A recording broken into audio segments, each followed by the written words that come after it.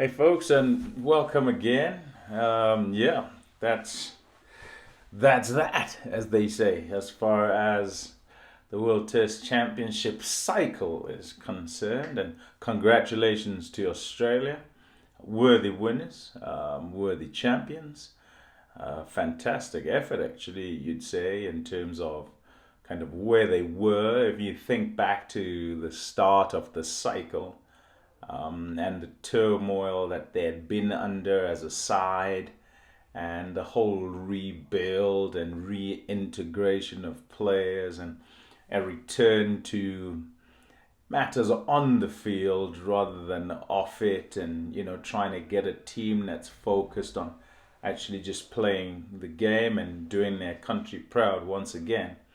I think this is a pretty fantastic culmination in terms of trying to build something and benefit from the building and then achieve something having built.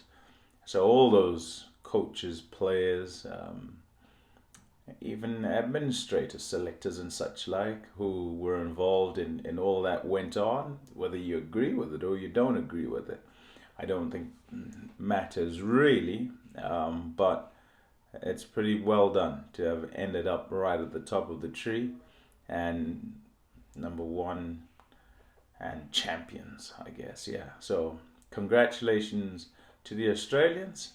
Let's see who it is the next time around. 23 to 25 it is the next cycle. And so what did they do right? What did India do wrong? Did they do things right? Did India do things wrong? And I think back to the game, and 469 and 270 for 8. Having been asked to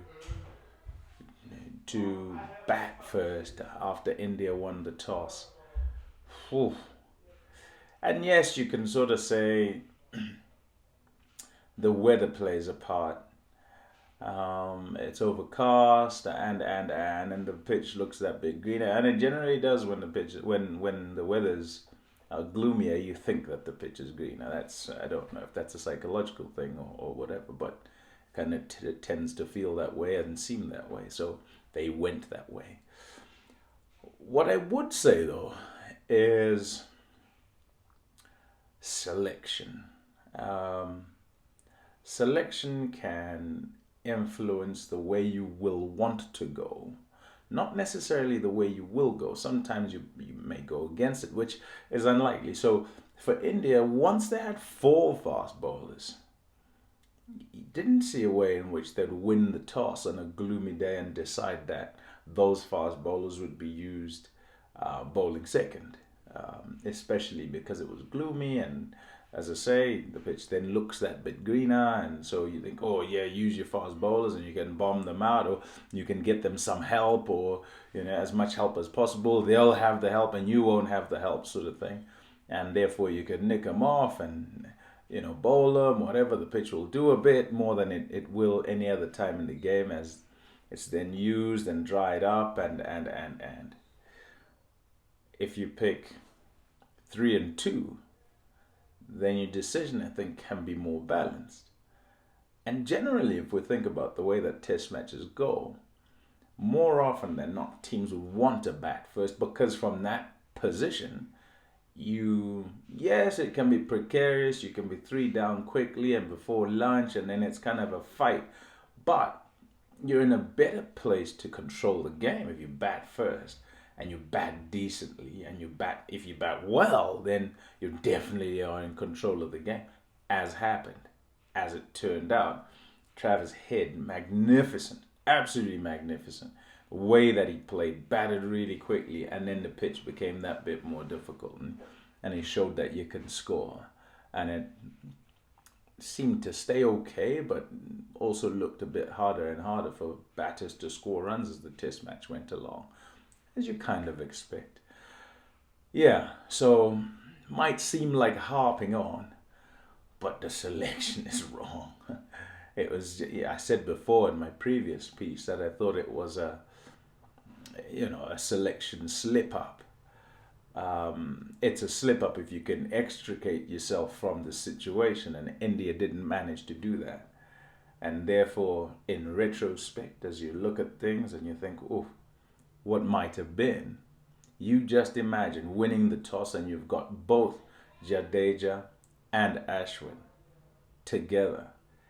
You then can make what I call a balanced decision, one that's going to put you in a particularly good position in terms of the game, because you've got all the bases covered with 3 seamers and 2 spinners. And by the way, that one that you left out is number 1 in the world. He's the best in the world. How do you do that? I mean, wow.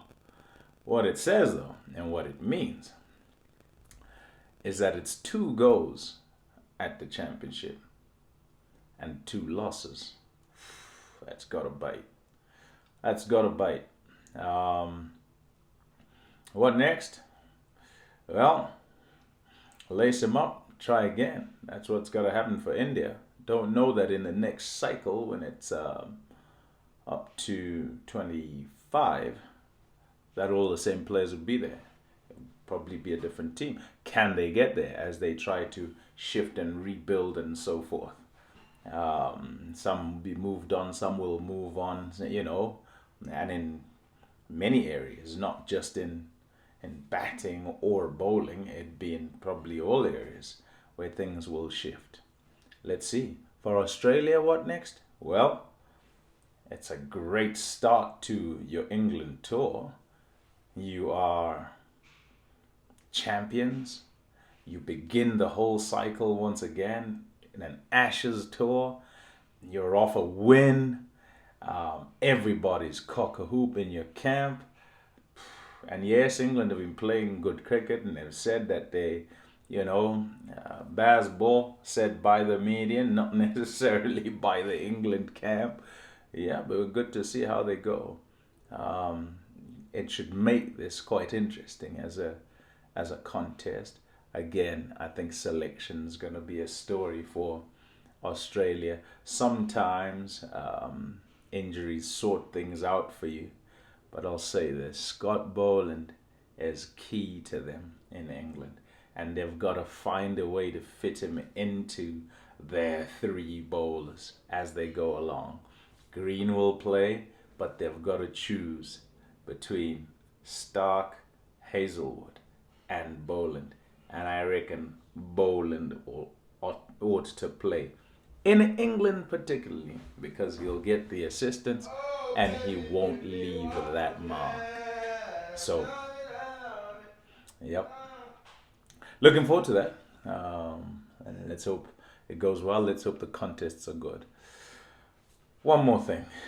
Neutrality. Is it neutral if you have Australia and India playing in England? And I say that just because of conditions. Because if you took 2 subcontinental teams and had them playing in England, I think yes, that's neutral. Neither are happy in the conditions or happiest. Neither are happiest in the conditions, and they will be challenged by the conditions similarly and probably equally. But in this case, when you have one that's non-subcontinental and the other that is subcontinental, then one's happier than the other in the conditions. If you have 2 non-subcontinent teams, it's kind of fairer because it's kind of the same for each of them, as I say. It's something that I think ought to be addressed, maybe look at to see how and when the Test Championship can be played elsewhere in a different country, in different conditions each time, so that everyone's not sort of gearing up every time for English conditions. I wonder if that's a thought, and I wonder if that would be good. I think it would make it better, make it exciting, and I think having started it in England, my general thought is find a way to play it in the home of the champion. So this one might have been played in New Zealand, and say Australia had won it, the next one would then be played in Australia, and whoever wins that one, because you don't know that it's Australia who's going to end up first or second, or that it's New Zealand who's going to end up first or second. It could be any two random teams, right, as the cycle goes by.